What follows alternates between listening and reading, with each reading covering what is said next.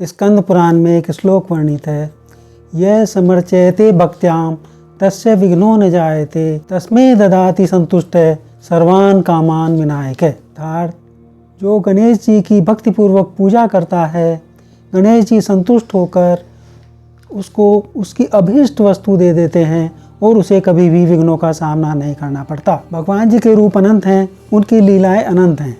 इन अनंत रूपों में भी हमारे सामाजिक संस्कारों में भगवान जी के 5 रूप प्रमुखता से पूजनीय हैं। नंबर 1 भगवान नारायण, भगवान शिव शंकर, भगवती महाशक्ति, भगवान सूर्य, भगवान गणपति। सभी पूजा एवं मांगलिक कार्यों में भगवान गणपति को सर्वप्रथम पूजनीय माना जाता है।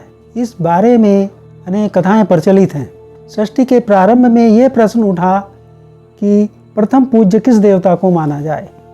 सभी देवता सृष्टि के रचयिता ब्रह्मा जी के पास गए।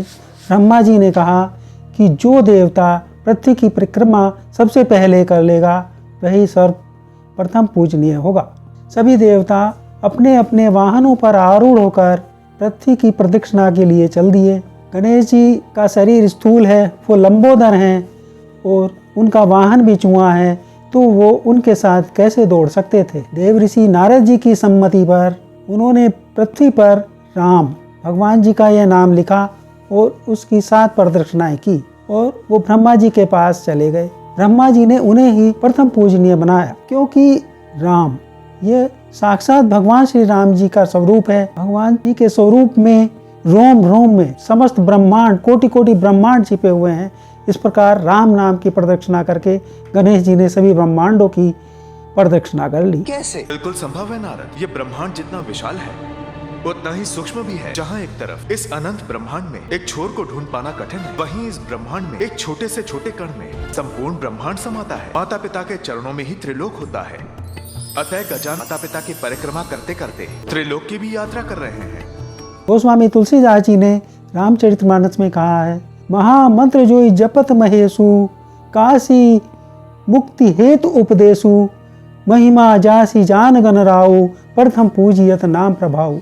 जिस महामंत्र को शिव शंकर भगवान जी रटते हैं और काशी में मुक्ति के लिए उस नाम को जपने के लिए ही उपदेश देते हैं। काशी मुक्ति हेतु उपदेशु महिमा जासु जान गण राउ, जिसकी महिमा को गणेश जी जानते हैं।